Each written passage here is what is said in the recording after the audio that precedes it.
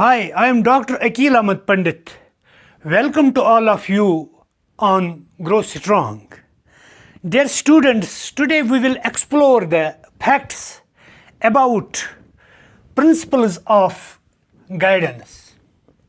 At the end of the lecture, we will also solve some MCQs.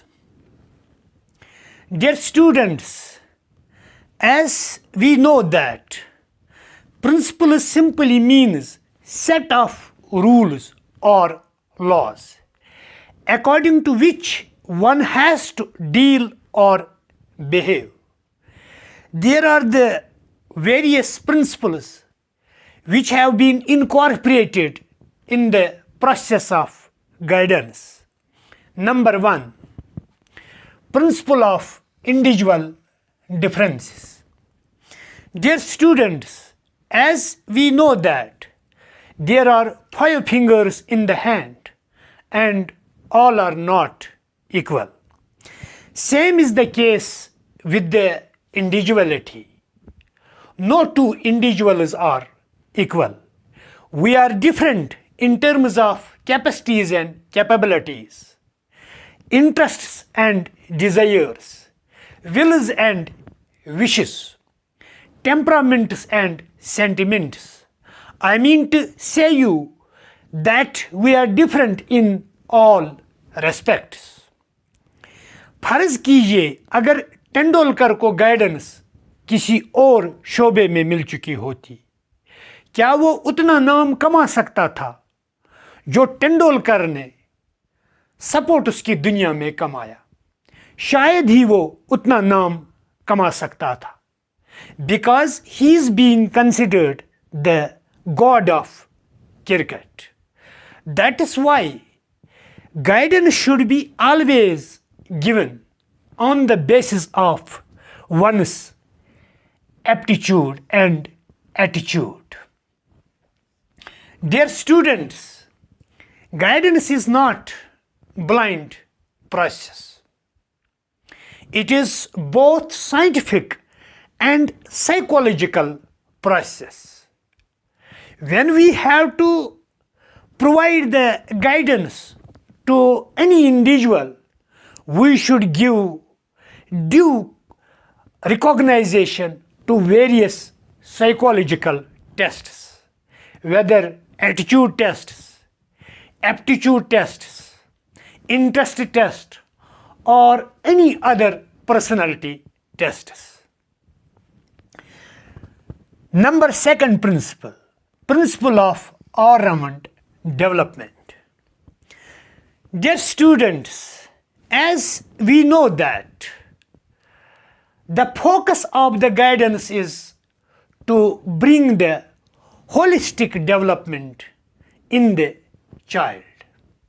I mean to say you physical development, intellectual development, emotional development, social development, by and large, spiritual development.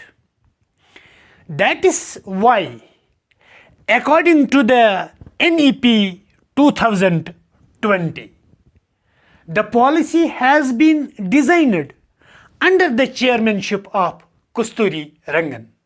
It is known as New Educational Policy, or simply we can say that 2020 policy. This policy has adopted 360-degree progress report.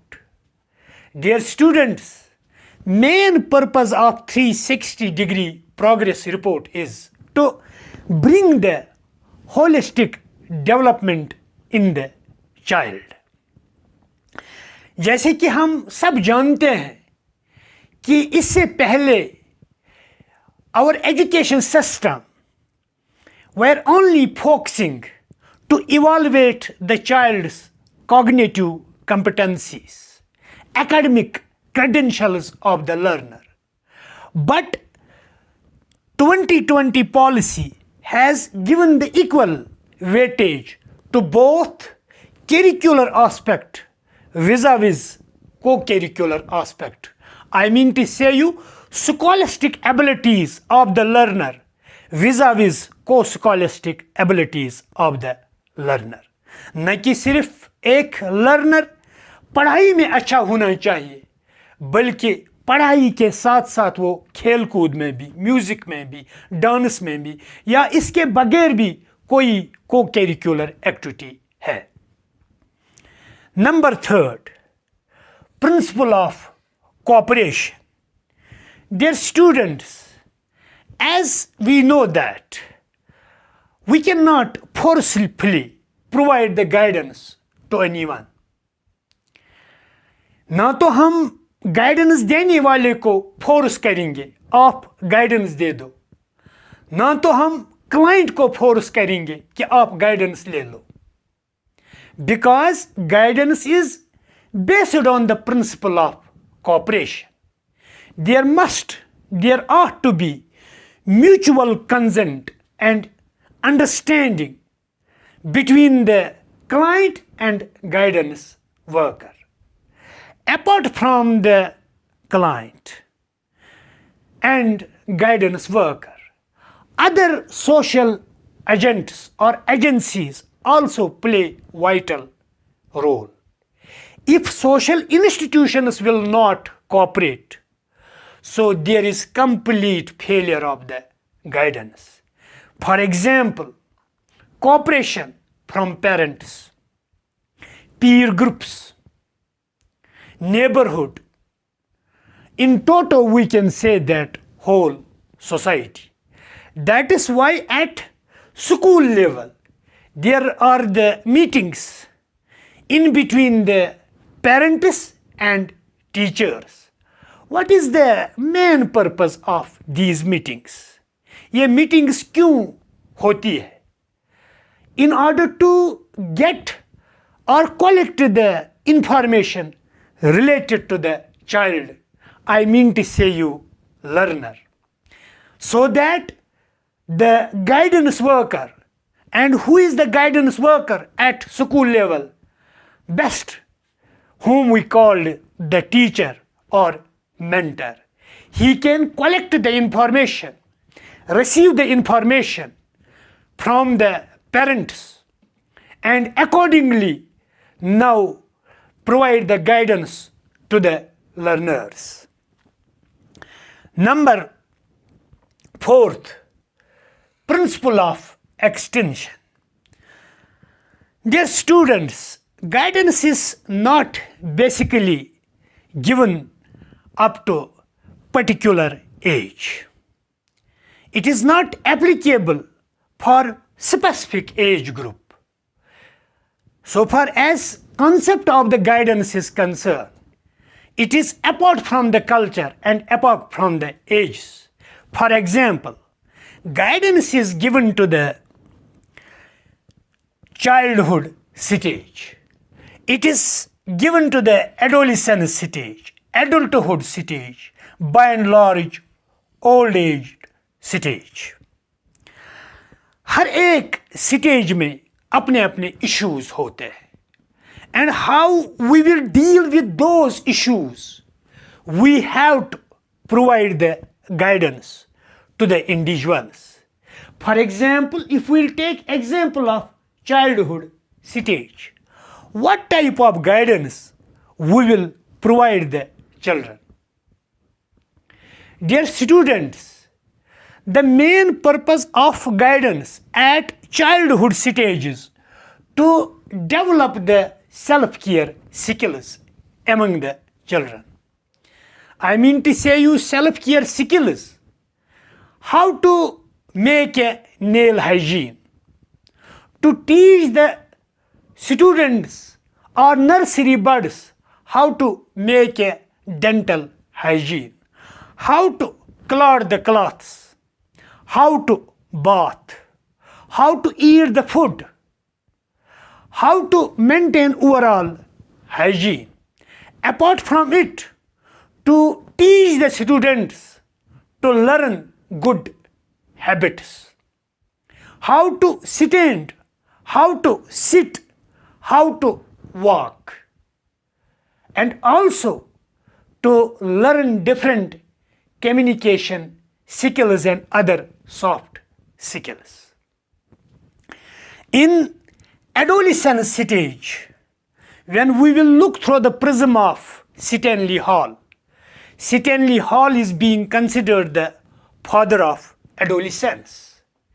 Adolescence is being considered the rough and tough period or age.